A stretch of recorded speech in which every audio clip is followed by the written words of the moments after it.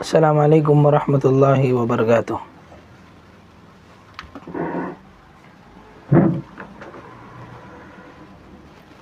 ان الحمد للہ نحمده ونستعینه ونستغفره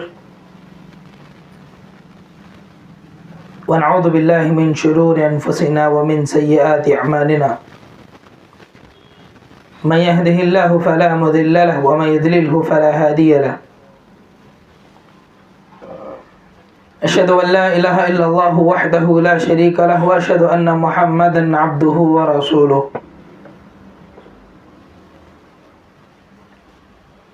فأعوذ بالله من الشيطان الرجيم بسم الله الرحمن الرحيم يا أيها الذين آمنوا اتقوا الله حق تقاته ولا تموتن إلا وأنتم مسلمون يا أيها الناس اتقوا ربكم الذي خلقكم من نفس واحدة وخلق منها زوجها وبث منهما رجالا كثيرا ونساء واتقوا الله الذي تساءلون به والأرحام إن الله كان عليكم رقيبا يا أيها الذين آمنوا اتقوا الله وقولوا قولا سديدا يصلح لكم أعمالكم ويغفر لكم ذنوبكم ومن يطع الله ورسوله فقد فاز فوزا عظيما أما بعد فإن خير الحديث كتاب الله وخير الهدي هدي محمد صلى الله عليه وسلم وشر الأمور محدثاتها وكل محدثة بدعة وكل بدعة ضلالة وكل ضلالة في النار قال الله سبحانه وتعالى في كلامه المجيد بسم الله الرحمن الرحيم وأنفقوا مما رزقناكم من قبل أن يأتي أحدكم الموت فيقول رب لولا أخرتني إلى أجل قريب فأصدق وأكن من الصالحين عن أبي هريرة رضي الله تعالى عنه أن النبي صلى الله عليه وسلم قال ما من يوم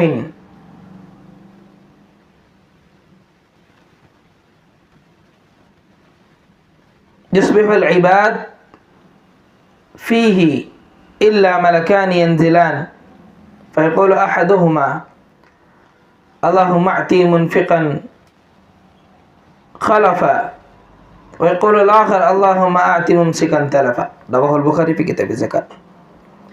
تمام قسم کی تعریف و توصیف کی وڈیائی و بڑائی، جہ و جلال، شان و شوکت، بزرگی و برتری اس اللہ رب العالمین کے لیے ہے جو ہم تمام لوگوں کا خالق حقیقی معبود برحق ہے۔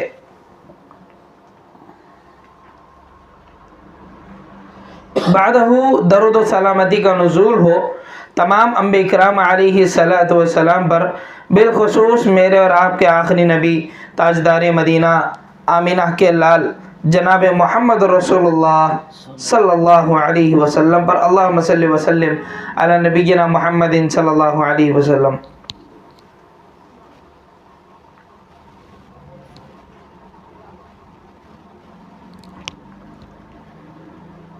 محترم حاضرات، آپ لوگوں کے سامنے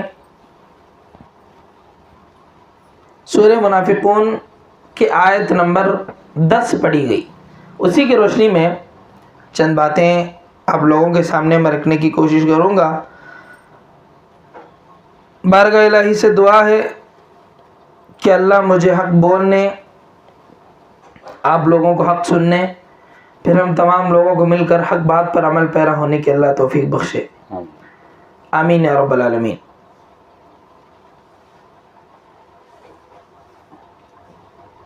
پیاری ماں اور بہنوں،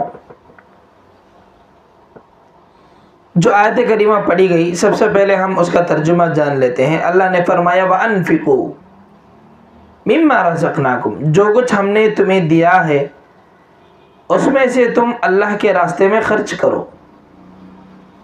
من قبل ان یأتی احدکم الموت، تمہارے موت کے آنے سے پہلے اپنا مال اللہ کے راستے میں تم خرچ کرو۔ فیقول رب لولا اخرتنی الی اجل قریب، کہیں مسئلہ ایسا نہ ہو جائے کہ ایک آدمی مرنے کے قریب آ جائے تب وہ اپنے رب سے بولے لولا اخرتنی الی اجل قریب، اللہ تو مجھے تھوڑی سی مہلت دے دے، فاصدق، میں صدقہ کروں گا، وَأَكُن مِّنَ الصَّالِحِينَ، اور نیکوکاروں میں سے ہو جاؤں گا، نیک بندوں میں سے ہو جاؤں گا۔ اس آیت کریمہ میں مجھے اور آپ کو بہت سارے اسباق ملتے ہیں۔ تو چلیے سب سے پہلی چیز یہ کہ اللہ رب العالمین نے اس آیت کریمہ میں مجھے اور آپ کو خرچ کرنے کا حکم دیا، پہلی بات۔ اور اس میں دوسری بات یہ ہے کہ اللہ نے فرمایا کہ مما رزقناکم، جو ہم نے دیا ہے اس میں سے تم دو۔ تو گویا آدمی اگر اپنا مال اللہ کے راستے میں خرچ کر رہا ہے تو یہ کوئی فخر کی بات نہیں ہے۔ اللہ کیا بول رہا ہے؟ جو کچھ ہم نے دیا ہے تم دوبارہ اسے ہمارے راستے میں خرچ کرو۔ تو گویا کوئی بندہ اپنا مال خرچ نہیں کر رہا ہے، جو اللہ نے دیا ہے بس اسے اٹھا کر کے اس میں سے کچھ اللہ کے راستے میں دے رہا ہے۔ تو اس سے کیا بات معلوم ہوئی کہ اگر کوئی کروڑوں روپے بھی اللہ کے راہ میں خرچ اگر کرتا ہے تو اسے اس بات کی اجازت نہیں ہے کہ وہ فخر کرے کہ وہ کروڑوں روپے اللہ کے راہ میں خرچ کر رہا ہے۔ کیوں؟ کیونکہ وہ مال اللہ کا ہے۔ اور دنیا کا کتنا بھی بڑا مالدار یہ نہیں بول سکتا کہ یہ جو میرے پاس آج مال جمع ہوا ہے وہ میری محنت کی وجہ سے ہے، وہ میرا مال ہے۔ آج سب لوگ یہ بولتے ہیں نا، میرا مال، میری دولت، میرا پیسہ۔ نہیں، یہ اللہ کا دیا ہوا ہے، اور اسے کیا کرنا ہے؟ اللہ کے راستے میں خرچ کرنا ہے۔ اور اللہ نے یہ بھی بتایا کہ کب تک خرچ کرنا ہے، من قبل ان یأتی احدکم الموت، تمہارے موت کے آنے سے پہلے تم اللہ کے راستے میں خرچ کرو۔ اور کہیں ایسا نہ ہو فیقول رب لولا اخرتنی الی اجل، جب کسی کے مرنے کا وقت آ جائے، یہ دنیا چھوڑ کر کے جب جانے کا وقت آ جائے، اپنے گھر والوں سے جب جدائی کا وقت آ جائے، ایسے وقت میں بندہ بولے کہ اللہ تو مجھے تھوڑی سی مہلت دے دے، فاصدق، میں صدقہ کروں گا، وَأَكُن مِّنَ الصَّالِحِينَ، اور نیک بندوں میں سے ہو جاؤں گا۔ اگر آپ اس آیت کریمہ کے آخری ٹکڑے میں اگر آپ دیکھیں گے تو بہت ساری عبادتیں ہیں، جیسے نماز ہے، روزہ ہے، حج ہے۔ حج اتنا بڑا عمل ہے، یہ تمام عبادتیں ہیں، لیکن بندہ مرتے وقت صدقہ و خیرات کو یاد کرے گا۔ ایسا کیوں؟ اللہ بندے سے بندہ جو ہے اللہ رب العالمین سے یہ نہیں پوچھے گا کہ اللہ مجھے 2 رکعت نماز پڑھنے کی مہلت دے دے، مجھے ایک بار حج کرنے کی مہلت دے دے، 1-2-4 روزے رکھنے کی مجھے مہلت دے دے۔ نہیں، بندہ کیا پوچھے گا مرتے مرتے؟ فاصدق، اللہ میں صدقہ کروں گا، تیرے راستے میں پیسہ خرچ کروں گا۔ ایسا کیوں بندہ مرتے وقت خاص طور پر صدقہ و خیرات کو یاد کرے گا؟ تو چلیے دیکھتے ہیں۔ پہلی بات یہ، عورتیں بات ذہن میں یاد رکھیں، اس آیت کریمہ میں اگر آپ غور کریں گے تو اس میں اللہ نے مرد حضرات کا تذکرہ نہیں کیا، عورتوں کا تذکرہ نہیں کیا، بچوں کا تذکرہ نہیں کیا، بڈھوں کا تذکرہ نہیں کیا۔ اللہ نے کیا کہا؟ وَأَنفِقُوا، تم خرچ کرو۔ اب اس میں سب لوگ آ گئے، چاہے وہ مرد ہو، عورت ہو، نوجوان ہو، بوڑھا ہو، بیمار ہو، صحت یاب ہو، ہر انسان اس کے اندر آ گیا۔ عام طور پر عورتوں کا مائنڈ سیٹ ایسا ہوتا ہے، اب ہم تھوڑی نا باہر جا کے کماتے ہیں، ہمارے پاس کیا پیسہ ہوگا ہم اللہ کے راستے میں خرچ کریں نا، صحیح؟ اب کیا ہوا، عورت ہے تو وہ صدقہ و خیرات نہیں کرے گی؟ صحیح؟ جہاں مرد کے لیے ضروری ہے کہ وہ صدقہ و خیرات کرے، وہیں عورت پر بھی لازم ہے کہ وہ اللہ کے راستے میں خرچ کرے، صدقہ و خیرات کرے۔ جی، تو چلیے دیکھتے ہیں کہ اس کے کیا فائدے، صدقہ و خیرات کے فائدے کیا ہیں۔ پہلی چیز، جو بندہ یا بندی اللہ کے راستے میں صدقہ و خیرات کرتی ہے، مال کو خرچ کرتے ہیں، تو فرشتے ایسے لوگوں کے حق میں خیر و برکت کی دعائیں کرتے ہیں۔ آج ہم لوگ کیا بولتے ہیں، کوئی اگر ایک نیک آدمی ملا یا کوئی نیک عورت ملی، کوئی نیک بچی ملی، تو ہم کیا بولتے ہیں؟ ذرا ہمارے لیے دعا کرو ماں، مولوی صاحب ذرا ہمارے لیے دعا کرو، گھر میں خیر و برکت ہی نہیں ہے، مولوی صاحب ذرا ہمیں بھی دعاؤں میں یاد رکھو، موزن صاحب ذرا ہم لوگوں کے لیے بھی آپ دعا کر دیجئے کہ ہمارے گھر میں خیر و برکت نہیں ہے، پیسوں میں خیر و برکت نہیں ہے، گھر میں رحمت نہیں ہے اللہ رب العالمین کی، جو سودا لاتے ہیں اسی ختم ہو جا رہا ہے۔ دعا کرو برکت کی. اللہ کی بندیوں، اس بندے یا بندی کی حق میں فرشتے دعا کرتے ہیں جو اللہ رب العالمین کے راہ میں صدقہ و خیرات کرتے ہیں. جی دلیل حدیث مبارک عن ابی ہریرہ رضی اللہ تعالی عنہ ان النبی صلی اللہ علیہ وسلم قال ما من یوم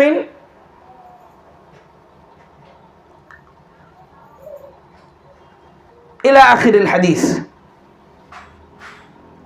ما من یوم یصبح العباد الا فیہ ملکان ینزلان. ہر دن 2 فرشتے نازل ہوتے ہیں. کتنے فرشتے؟ 2 فرشتے نازل ہوتے ہیں. فیقول احدہما، تو ان میں سے ایک فرشتہ کہتا ہے کہ اللہم اعطی منفقا خلفا، اے اللہ اس آدمی کے رزق میں خیر و برکت نازل فرمانا، اے اللہ اس آدمی کو شاد و آباد رکھنا، اس کی زندگی میں برکت کو نازل فرمانا جو تیرے راستے میں خرچ کرتا ہے. وَيَقُولُ الْآخَرُ، اور دوسرا فرشتہ دعا کرتا ہے کہ اللہم اعطی ممسکا طرفا، اے اللہ جو بخیل ہے، جو کنجوس ہے، جو تیرے راستے میں خرچ نہیں کرتے، ان کی زندگی کو تو تنگ کر دے، ان کے پیسوں کو برباد کر دے. دونوں طرف سے ہر دن 2 فرشتے نازل ہوتے ہیں. اگر کوئی بندہ دن میں صدقہ و خیرات کرتا ہے تو وہ فرشتوں کی دعا کا مستحق بن گیا. اگر کوئی خرچ نہیں کر رہا ہے تو وہ فرشتوں کے بد دعا کا مستحق بن گیا. اور یہ بات ہم جانتے ہیں کہ فرشتوں کی دعا اور بد دعا قبول ہونے میں دیر نہیں ہوتی. اب دیکھنا یہ ہے کہ ہم فرشتوں کی دعاؤں کو لیتے ہیں یا ان کی بد دعا کو لیتے ہیں. عام طور پر آدمی کی بد دعا، جب آدمی بد دعا کرتا ہے تو ہم ڈر جاتے ہیں، لیکن اگر فرشتوں کی بد دعا لگ گئی تو زندگی ہی برباد. تو اسی لیے کیا ہے، جتنا اللہ نے جو کچھ بھی دیا ہے ہر دن جتنا ہو سکے اللہ رب العالمین کے راستے میں خرچ کرے. اس کا فائدہ کیا ہوگا؟ فرشتے ہمارے رزق کی خیر و برکت کے لیے دعا کرتے ہیں، ہمارے گھروں میں رحمت کے لیے دعا کرتے ہیں، ہماری زندگی میں برکتوں کے لیے جو ہے فرشتے دعا کرتے ہیں. کتنی بڑی بات ہے. اور دوسرا فائدہ صدقہ و خیرات کا، یہ دوسرے اس میں 3 چیزیں آتی ہیں. ایک، آدمی کا مال بھی پاک ہوتا ہے، ایک آدمی کا دل بھی پاک ہوتا ہے، اور اسے نبی صلی اللہ علیہ وسلم کی دعائیں بھی ملتی ہیں. کس کے لیے؟ جو بندہ اللہ رب العالمین کی راہ میں خرچ کرتا ہے، صدقہ و خیرات کرتا ہے. چلیے آیت کریمہ کچھ اس طرح سے، خذ من اموالہم صدقۃ تطہرہم وتزکیہم بہا وصلی علیہم. اللہ کے نبی آپ ان سے مال کو لے لیجئے جو اللہ کے راستے میں خرچ کرتا ہے، ان کا مال لے کر کے آپ ان کو پاک کر دیجئے. وصلی علیہم، آپ ان کے لیے دعا کر دیجئے. ایک آدمی، دیکھو اس سے پہلی بات یہ معلوم ہوئی کہ جیسے آدمی کے کپڑوں میں گندگی لگتی ہے ویسے ہی مال میں بھی گندگی لگتی ہے. اب پیسوں کی جو گندگی ہے اسے تو ہم تھوڑی نہ سرف ایکسل ڈال کے دور کر سکتے، نہیں. مال کو پاک کرنے کا کیا ذریعہ ہے؟ صدقہ و خیرات کرنا ہے. تو تطہرہم، ایک آدمی کا تو اس کا مال پاک ہو جاتا ہے، وتزکیہم بہا، اور اس کے نفس کا تزکیہ ہو جاتا ہے. نفس کا تزکیہ مطلب کیا؟ اس کا دل پاک ہو جاتا ہے. کنجوسی سے، خرچ کرنے سے آدمی کیا ہوتا ہے؟ اس کا دل بڑا بنتا ہے، اس کی بخیل پن دور ہوتا ہے، اس کی کنجوسی اس سے دور ہوتی ہے، لوگ اس سے قریب آتے ہیں. آپ نے کبھی کنجوس کے پاس لوگوں کو جمع ہوتے ہوئے دیکھا؟ نہیں. عام طور پر آدمی کس سے ملتے ہیں؟ جو دلدار ہے، جو 1 سے 2 روپے زیادہ خرچ کرتا ہے، اور اسی طریقے سے جس کا بڑا دل ہے، ایسے آدمی کے پاس لوگ جمع ہوتے ہیں. جو کنجوس، جو بخیل ہے، جو مال کو خرچ نہیں کرتا، وہاں سے لوگ بھاگ جاتے ہیں. تو یہ ہے، جب آدمی اپنے جیب سے پیسہ نکال کر کے اللہ کے راستے میں خرچ کرتا ہے، یا کوئی بندی اللہ کے راستے میں خرچ کرتی ہے، تو اس کا دل بڑا ہوتا ہے، وہ دلدار بن جاتی ہے، وہ اللہ کے راستے میں خرچ کرنے والی بن جاتی ہے. اور تیسری چیز، نبی صلی اللہ علیہ وسلم کی دعا سے لوگوں کے لیے ملتی ہے جو اللہ کے راستے میں خرچ کرتے. نبی صلی اللہ علیہ وسلم کی دعا کے مستحق بننا کوئی معمولی بات ہے. اور آگے اللہ کہتا ہے ان صلاتک سکن لہم، اللہ کے نبی آپ کی دعا ان کے لیے اطمینان کا ذریعہ ہے. آج ہم لوگ کیا کر رہے ہیں؟ زندگی میں سکون حاصل کرنے کے لیے ہر آدمی الگ الگ راستے کو اختیار کر رہا ہے. کوئی صبح صبح چڈی پہن کے کتے لے کے روڈوں میں بھاگ رہے ہیں. کیوں؟ سکون حاصل کرنے کے لیے. آج بہت ساری عورتیں ہیں جم ڈریس پہن کر کے پارکوں میں آ کر کے بھاگ دوڑ کرنا شروع کر دیں. اپنے کتوں کو لے کر کے واکنگ کو نکل رہے ہیں. کوئی شاپنگ مال جا رہے ہیں, کوئی سنیما ہال کو جا رہے ہیں, کوئی گانوں کو سن رہا ہے, کوئی کچھ کر رہا ہے. جبکہ اللہ کیا کہہ رہا ہے؟ ان صلاتک سکن لہم, کہ مومنوں کی جو اطمینان ہے وہ نبی صلی اللہ علیہ وسلم کی دعا میں ہے. اب نبی کی دعا حاصل کرنے کے لیے ہمیں کیا کرنا ہوگا؟ صدقہ و خیرات کرنا ہوگا. تو یہ دوسرا بڑا فائدہ. اور تیسرا اس کا سب سے بڑا فائدہ یہ ہے کہ ہمارے گناہ معاف ہو جاتے ہیں. اگر آپ دیکھیں نبی صلی اللہ علیہ وسلم کی آپ زندگی کو پڑھیں گے تو آپ صلی اللہ علیہ وسلم ایک دن میں 70, بعد روایتوں میں 100 بھی آتا ہے, تو نبی صلی اللہ علیہ وسلم 70 سے زائد مرتبہ آپ اللہ رب العالمین سے توبہ و استغفار کرتے, اپنے گناہوں کی معافی مانگتے تھے, جبکہ آپ معصوم عن الخطا ہیں, آپ کے گناہ نہیں ہیں. لیکن باوجود اس کے نبی صلی اللہ علیہ وسلم وہ راستے تلاش کرتے جس سے ایک انسان کی مغفرت ہو سکے, جس سے آپ کی توبہ ہو سکے. اب ہم کیا ہیں؟ گناہوں کے پتلے ہیں. بیٹھے تو ہم سے گناہ ہوتے ہیں, چلے تو گناہ ہوتے ہیں, پھرے تو گناہ ہوتے ہیں, لیٹے تو گناہ, بیٹھے تو گناہ, اٹھے تو گناہ. اب ہم اتنے گنہگار ہیں کہ سوچو ہمیں کتنے راستے تلاش کرنے کی ضرورت ہے جس سے ہماری مغفرت ہو سکے, جس کے ذریعے سے اللہ ہم لوگوں کی معافی کر سکے, اللہ تعالی ہماری مغفرت کر سکے. کتنے ایسے راستے ہمیں تلاش کرنے کی ضرورت ہے. تو ان میں سے ایک بہترین طریقہ کیا ہے؟ صدقہ و خیرات. اس سے گناہ انسان کے معاف ہو جاتے ہیں. حدیث میں آتا ہے کہ صدقہ و خیرات سے انسان کے گناہ ایسے معاف ہو جاتے ہیں جیسے لکڑی کو آگ میں رکھنے سے جیسے لکڑی ختم ہو جاتی ہے, ویسے صدقہ و خیرات کرنے سے ایک مومن یا مومنہ کے گناہ کیا ہو جاتے ہیں؟ معاف ہو جاتے ہیں. تو یہ تیسرا سب سے بڑا فائدہ. اور اس کا چوتھا بڑا فائدہ یہ ہے کہ صدقہ و خیرات سے اللہ رب العالمین کا غصہ ٹھنڈا ہو جاتا ہے. ظاہر سی بات ہے, ایک گھر میں ہمارے جو بچے ہیں ان کی ایک چھوٹی موٹی غلطی کو بھی ہم لوگ برداشت نہیں کر سکتے انسان ہونے کے ناطے. یہ ہمارا معاملہ. اگر ہمارے بچے ہمارے سامنے اگر ایک چھوٹی سی بھی غلطی کر دیتے, کوئی کانچ کا گلاس توڑ دیے یا کوئی چیز گرا دیے, ہم لوگ برداشت نہیں کر سکتے. ایک چھوٹی غلطی کرے ہم لوگ برداشت نہیں کر سکتے, جبکہ ہم اتنے سارے گناہ کر رہے ہیں. تو سوچو اللہ رب العالمین کتنا ناراض ہوتا ہو. اور بھی ایسے گناہ کرتے ہیں نعوذ باللہ کہ شیطان بھی شرما جائے. مومن ہونے کے ناطے ایسے گناہ کرتے ہیں شیطان بھی شرما جائے, اسے بھی شرم آ جائے کہ کیا مومن بھی ایسے غلطیاں کر سکتا ہے کیا. تو جب ہم صدقہ و خیرات کرتے ہیں, اور صدقہ کیسا کرنا چاہیے؟ چھپ کر کے کرنا چاہیے. ایک حدیث میں آتا ہے کہ تم صدقہ و خیرات ایسے کرو کہ اگر تم جب رائٹ ہینڈ سے صدقہ کرو تو تمہارے لیفٹ ہینڈ کو پتہ نہیں چلنا چاہیے کہ تم نے کیا دیا ہے, اللہ کے راستے میں کیا خرچ کیا. یہ کسی کو معلوم نہیں ہونا. جب ایسا خرچ کریں گے تو کیا ہوگا؟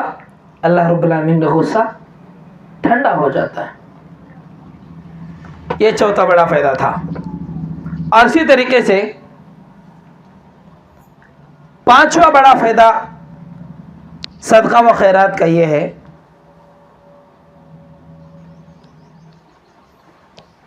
کہ اس سے صدقہ و خیرات کرنے سے آدمی کی بیماری دور ہو جاتی ہے.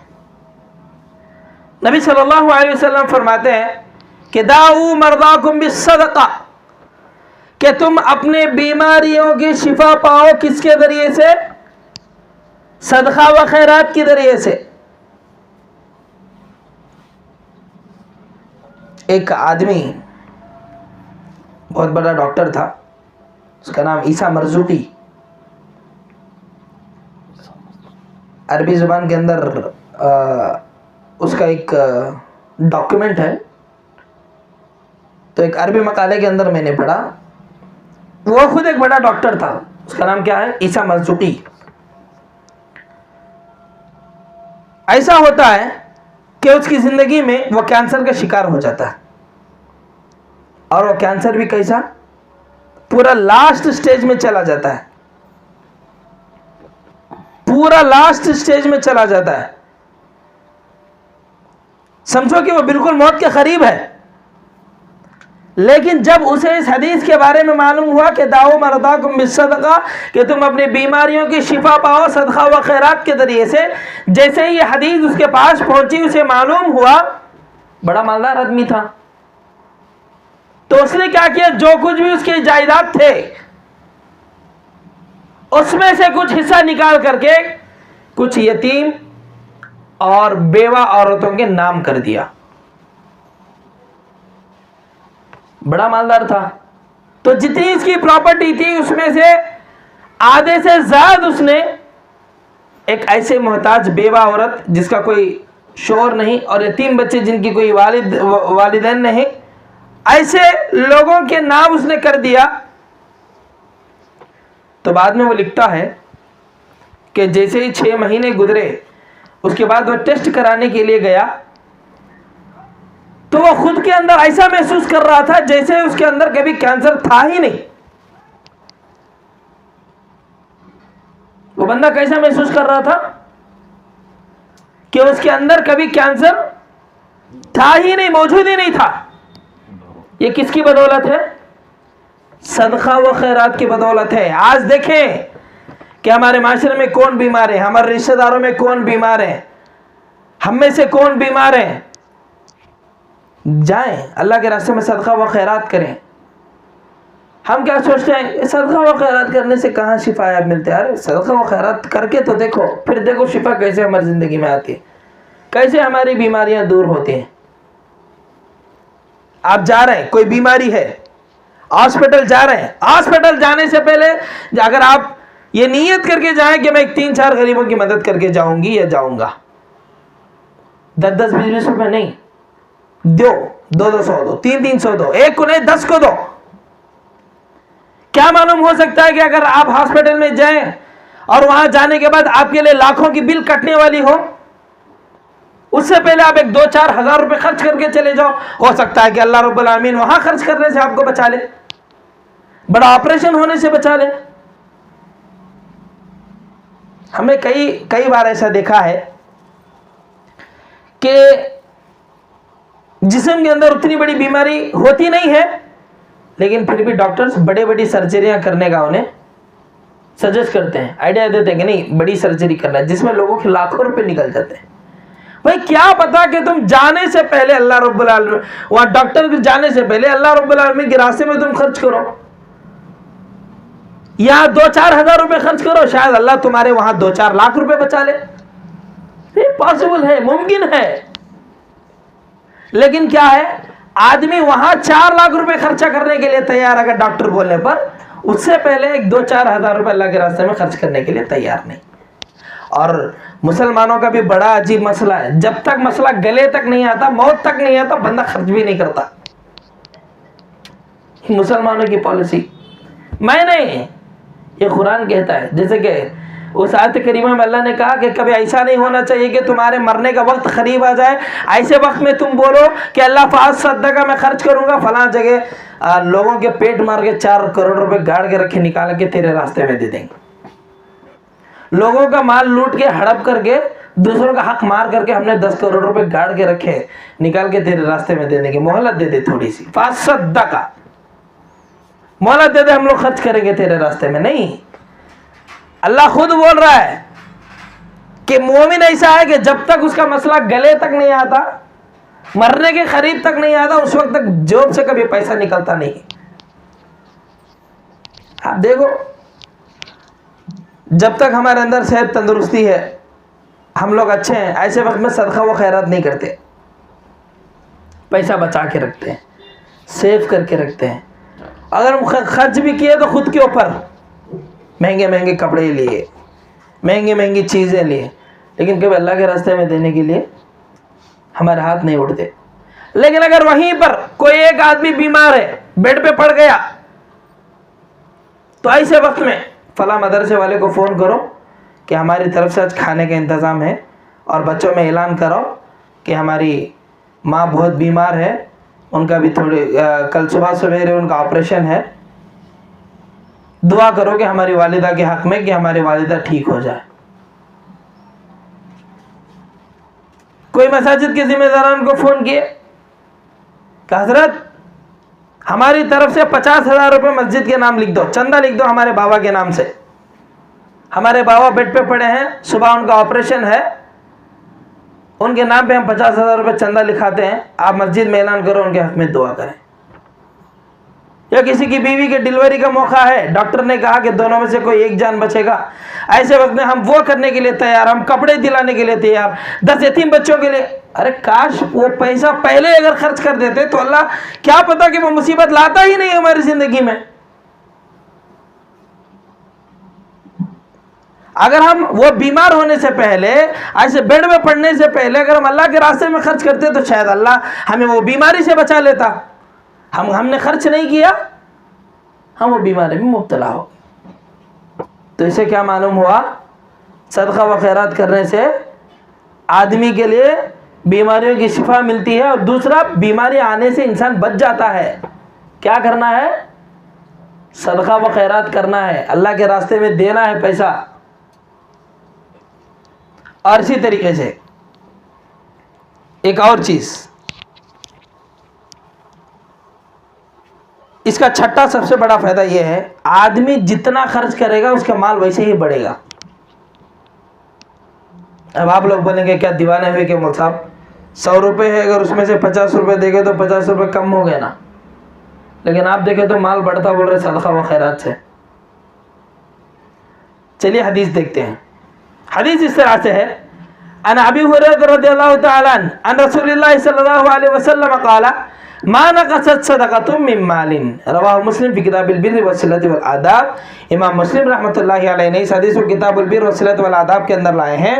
راوی حدیث ابو ہریرہ ہے, کہتے ہیں کہ نبی صلی اللہ علیہ وسلم نے فرمایا کہ صدقہ و خیرات کبھی تمہارے مال کو کم نہیں کرتا.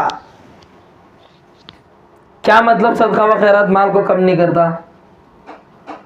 اس کا مطلب یہ ہے کہ ہمارے پاس 100 روپے ہیں, ہم اللہ کے راستے میں 50 روپے خرچ کر دیے, تو وہ جو 50 روپے ہمارے پاس بچ کے جو بقیہ 50 روپے ہے, اللہ رب العالمین اس میں 500 روپے یا 5,000 کی برکت اللہ اس میں عطا کرے گا.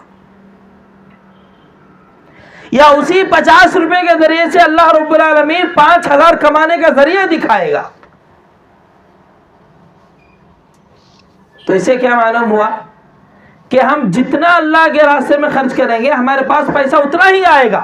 اس کی ایک مثال آپ لوگ سمجھ سکتے ہیں. یہاں جو بیٹھے ہیں, اگر ان میں سے جو بزرگ ہیں, جو پرانے ادیمیہ ہیں, تو وہ لوگ اس مثال کو بہتر طریقے سے سمجھ سکتے ہیں کہ پرانے زمانے کے اندر لوگوں کو کنویں سے پانی بھر کے لانا پڑتا تھا. پہلے بور نہیں تھے, موٹرز نہیں تھے, جو ہے کنویں سے پانی نکالنا پڑتا تھا. لیکن کنویں کا مسئلہ کیسا تھا کہ وہ کنواں کبھی بھرتا نہیں تھا, ایک لمیٹڈ پانی اس میں ہوا کرتا ہے. ہم پانی نکالیں گے تو پھر دوسرا نیا پانی آئے گا. اگر وہ پانی کو ویسے ہی چھوڑ دیں گے تو کیا ہوگا, سڑ کر کے وہ پانی سے بدبو آنے لگتی تھی. یہ پرانے زمانے کی بات ہے. اگر آپ میں سے کوئی پرانے حضرات یہاں پر ہیں, حضرات ہیں, تو ہمارے ماں اور بہنوں میں سے وہ بہتر طریقے سے جانتے ہیں. جیسے جیسے اس کنویں سے پانی نکالیں گے ویسا نیا نیا پانی اس کے اندر آتے رہے گا. اگر ہم پانی نکالنا چھوڑ دیں گے تو ویسے ہی رہے گا اور اس پانی کے اندر بدبو آنا شروع ہو جائے گی. تو ویسے ہم جیسے اللہ کے راہ میں خرچ کرتے جائیں گے ہماری زندگی میں اور مال آتے جائے گا. یہ صدقہ و خیرات کا فائدہ. اور اسی طریقے سے اس کا 7واں فائدہ یہ ہے کہ جنت کے اندر ایک خاص دروازہ ہے باب الصدقے کے نام سے, چیریٹی گیٹ. اس دروازے سے وہی بندہ داخل ہوگا جو اللہ کے راستے میں صدقہ و خیرات کرتا ہے. کسی اور کو دروازے سے انٹری نہیں. جو اللہ کے راستے میں صدقہ و خیرات کرتا ہے وہی وہی جو ہے اس دروازے سے جا سکتا ہے.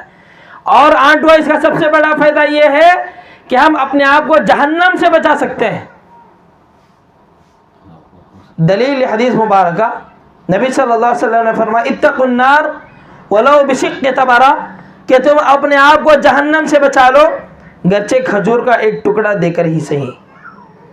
اس کا مطلب یہ ہے کہ آدمی کے پاس اگر دینے کے لیے کچھ بھی نہیں ہے, اگر ایک کھجور ہے تو اس کھجور میں سے ایک ٹکڑا بھی اگر وہ نکال کر کے دے دیتا ہے صدقے کے طور پر تو اس کے ذریعے سے بھی بندہ اپنے آپ کو جہنم سے بچا سکتا ہے.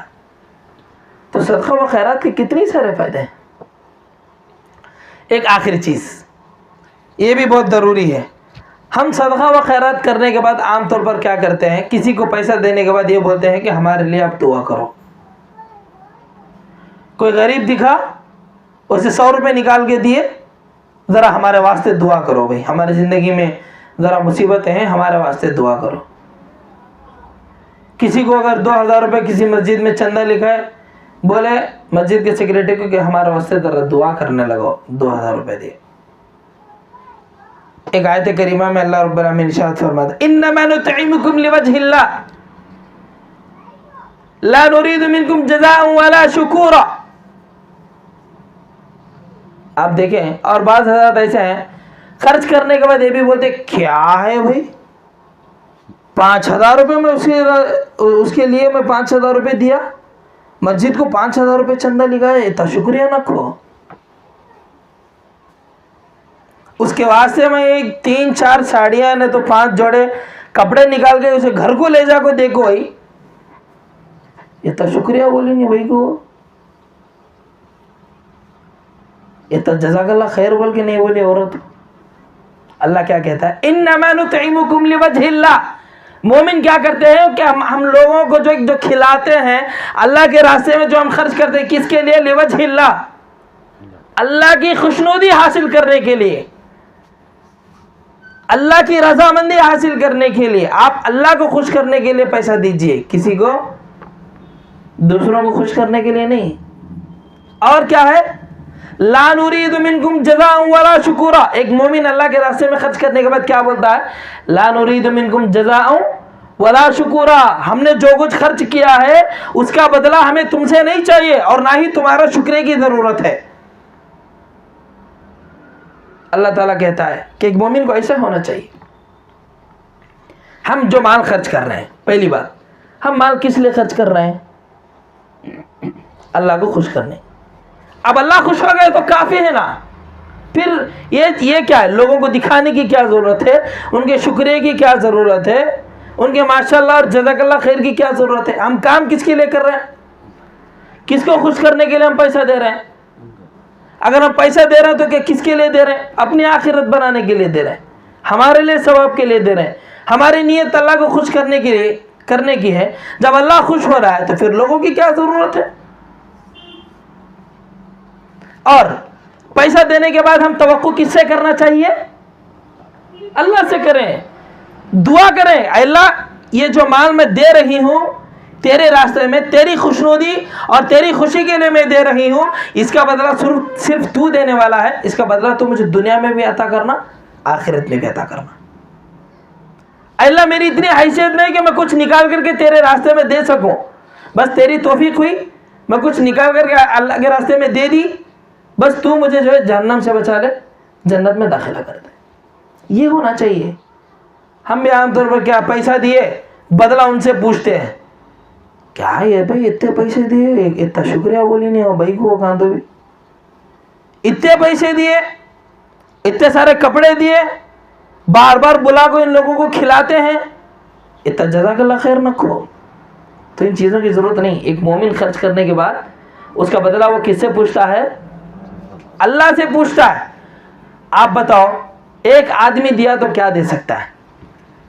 اگر کوئی آدمی فار ایگزامپل ہم نے اگر کسی غریب آدمی کو, ضرورت مند آدمی کو اگر 10,000 روپے دی, وہ کیا کر سکتا ہے؟ زیادہ سے زیادہ شکریہ بولے گا, माशाल्लाह बोलेगा, एक दो चार दुआएं देगा, और उससे बढ़कर हमारा पैर पकड़ करके शुक्रिया बोलेगा। उससे तो बढ़कर तो नहीं है,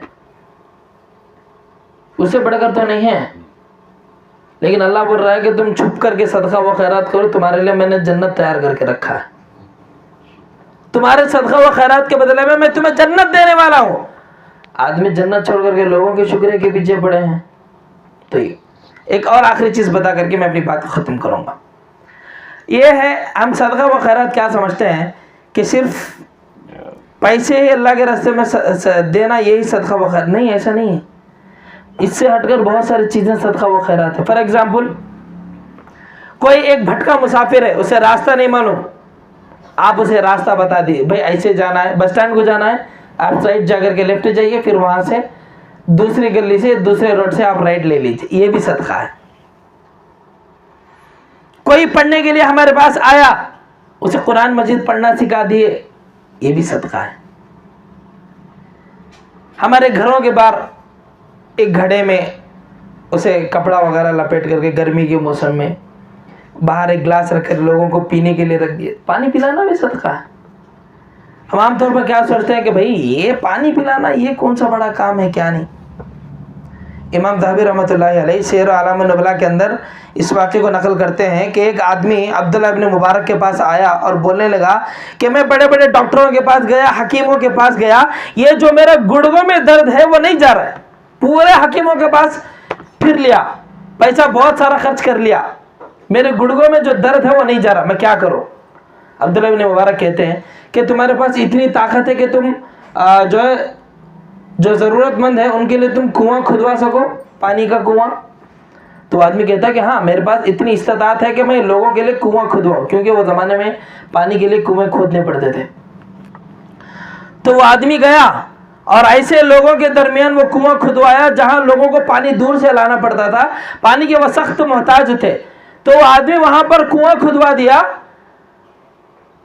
और उसके बाद वो वाक़या नकल करते हुए लिखते हैं कि वो आदमी आकर के दोबारा आकर के बताता अब्दुल्लाह इब्न मुबारक से कि कुआं खुदवा करके मुझे अभी 6 महीने भी नहीं हुआ, वो दर्द मेरे घुटनों के अंदर से गायब ही हो गया। मैं ऐसा महसूस कर रहा हूं जैसे कि कभी मेरे घुटनों में दर्द था ही नहीं।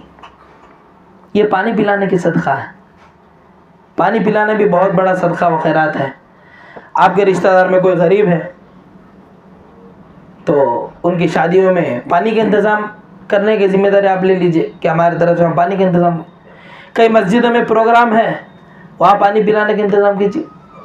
कहीं ऐसा है मोहल्ले की कोई स्कूल वगैरह है या बच्चे मकतब पढ़ने आते हैं, किसी मस्जिद में वाटर फिल्टर नहीं, पानी लगवा दीजिए। और इसी तरीके से हमारे घरों के बाहर खुद एक घड़ा रख करके एक गिलास रख दिए, तो वो भी सदका व खैरात है। तो इससे हटकर बहुत सारी चीज़ें हैं। हर वो काम जो सामने वाले को फ़ायदा पहुंचाने के लिए अगर हम वो करते हैं खालिस नियत के साथ, तो वो सदका है। पानी पिलाना है, अगर कोई जानवर आ गया, वो भूखा है, घर के बाहर बैठा है, कुछ खाना ले जा करके डाल दिए, तो वो भी सदका है। कोई गरीब आदमी आ गया, छुपा करके कुछ उसे खाना खिला दिए, तो ये भी सदका है। अब इसका मतलब ये नहीं, और किसी को अच्छी बात बोलना भी सदका है। कोई आदमी अब लेफ्ट हैंड से पानी पी रहा था, ये कोई हमारी बहना लेफ्ट हैंड से अगर पानी पी रही थी, हमने उसे याद दिलवा दिया कि नहीं सीधे हाथ से पानी पियो, तो ये भी सदका है। किसी को अच्छी चीज़ के लिए बोल दिए कि देखो नमाज पढ़ना अच्छी चीज़ है, कल से हम नमाजों का एहतमाम करेंगे, तो ये भी सदका है। अब इसका मतलब ये नहीं कि पैसे जो कुछ भी है वो हमारे जेबों में गरम छुपा के रखेंगे और ये सदका व खैरत के काम करते रहेंगे ना। दोनों भी करना है, वो भी खर्च करना है, ये भी करना है। लोगों को पानी भी पिलाना है और अल्लाह के रास्ते में पैसा भी क्या करना है, खर्च करना है। क्या करोगे? अब बताओ, कफन में जेब थोड़ी है कि आदमी पैसा रख करके जाएगा वहां पर। आप कब्रिस्तान में जाओ, कैसे कैसे बड़े बड़े मालदार पड़े हैं, खबरों में लेटे हैं, क्या करना है। और आमतौर पर हमारे वालिदैन भी क्या सोचते हैं कि हमारे बच्चों के लिए हम क्या है पैसा खूब जमा कर रखे जाएंगे, इतना जमा के रखे जाएंगे कि आगे चल करके हमारे बच्चों को कमाने की ज़रूरत ना पड़े। भाई क्या है? آپ پیسہ کما کر کے رکھیں، بہت سارا پیسہ ہے، اگر آگے چل کے آپ کے بچے عیاش بن گئے تو کیا کوئی گارنٹی ہے کہ ہمارے اولاد جو کچھ ہم نے مال کما کے ان کے لیے رکھا ہے، کیا وہ مال صحیح راستے میں وہ خرچ کر کے ہمارے لیے ثواب پہنچائیں گے مرنے کے بعد؟ کیا اس کی کوئی گارنٹی ہے؟ ارے جب نوح علیہ السلام کا بیٹا، جب ایک نبی کا بیٹا اپنے باپ پر ایمان لے کر کے نہیں آیا، تو کون سی ہمت سے ہم کہہ سکتے ہیں کہ ہمارے اولاد ہمارے مرنے کے بعد ہمارے لیے صدقے و خیرات کا کام کر کے ہمیں ثواب پہنچانے کا کام کریں؟ کوئی گارنٹی ہے؟ کیا ہم یہ بات کی گارنٹی دے سکتے ہیں کہ ہمارے اولاد ہمارے آنکھوں کی ٹھنڈک بنے گی؟ نہیں.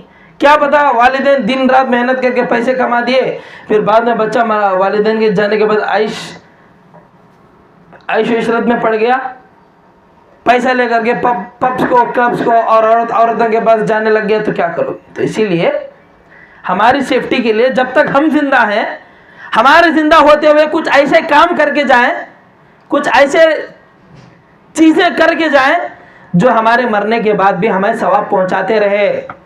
ایسے کام کر کے جاؤ. بناؤ مسجدیں، جہاں مسجدیں بنا رہے وہاں اپنا ہاتھ بٹاؤ، اس میں اپنا پیسہ انویسٹ لگاؤ.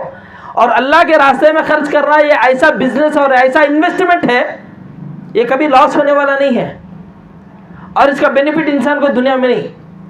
یہ بزنس کا فائدہ کہاں ملے گا؟ آخرت میں ملے گا. یہ جو ہم بزنس کر رہے ہیں، انویسٹمنٹ جو ہم پیسہ جو ڈال رہے ہیں، اس کا بدلہ ہمیں کہاں ملے گا؟ آخرت میں ملے گا، اور اس کا بہت بہترین بدلہ ملے گا. اور یہ ایسا بزنس اور ایسا انویسٹمنٹ ہے، اس کے اندر کبھی بھی لاس نہیں ہے. اللہ اس کا بدلہ دینے والا ہے. اسی لیے مرنے سے پہلے کیا ہے، وہ وقت جب ہمارے گھرگھراہٹ آ جائے، ہم بیڈ پہ پڑے، کوئی پوچھنے والا نہیں، لوگ ہمارے مرنے کا انتظار کر رہے ہیں، ایسے وقت میں ہم اپنے ہاتھوں سے صدقہ و خیرات کرنا چاہتے ہیں، لیکن ہمارے ہاتھ بھی نہیں اٹھ رہے صدقہ کرنے کے لیے. کیا کرو گے اس وقت میں؟ تو اسی لیے مرنے سے پہلے عورتیں بھی کیا ہیں، کچھ ایسے کام کر کے جائیں جو مرنے کے بعد کیا ہے، ثواب کا ذریعہ بنے. جہاں مسجد بنا رہے ہیں وہاں بھی اپنا ہاتھ بٹائیں. کہیں پر اگر کوئی مسجد میں بور لگوا رہے پانی کا، وہاں پر ہاتھ بٹائیں. اور مساجد کے لیے بھرپور تعاون کرنے کی کوشش کریں، مدرسے بنانے کی کوشش کریں، یتیم خانے بنانے کی کوشش کریں، لوگوں کو پانی پلانے کے ذرائع ڈھونڈیں، لوگوں کو کھلانے کے ذریعے ڈھونڈیں، صدقہ و خیرات کرنے کے ذرائع ڈھونڈیں. ایسے کام کر کے جائیں. اگر ہم مر کے خبر میں دفن ہو جائیں تو تب بھی ہمارے لیے ثواب پہنچتا رہے. تو کچھ باتیں تھیں جو آپ لوگوں کے سامنے رکھنا میں ضروری سمجھا. رب العالمین سے دعا ہے کہ اللہ رب العالمین ہم تمام لوگوں کو جو کچھ اللہ نے دیا ہے اس میں سے اس کے راستے میں خرچ کرنے کی اللہ توفیق دے.